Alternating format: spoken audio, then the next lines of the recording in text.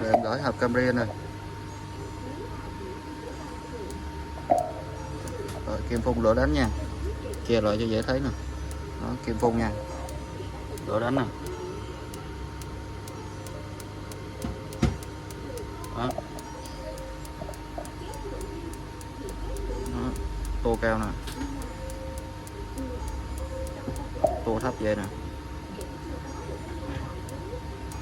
Rồi tô cao lên lại nè. Rồi kết nối máy test luôn nha, visa máy test này.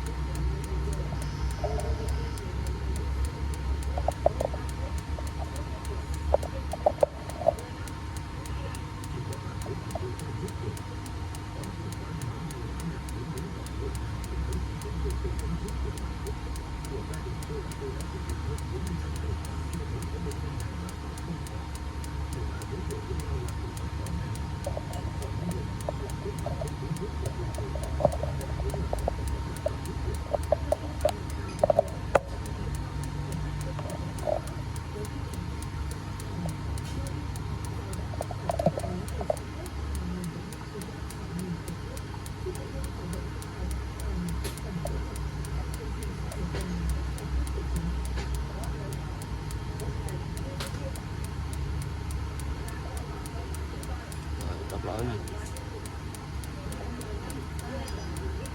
Đó, kết nối được máy test nha.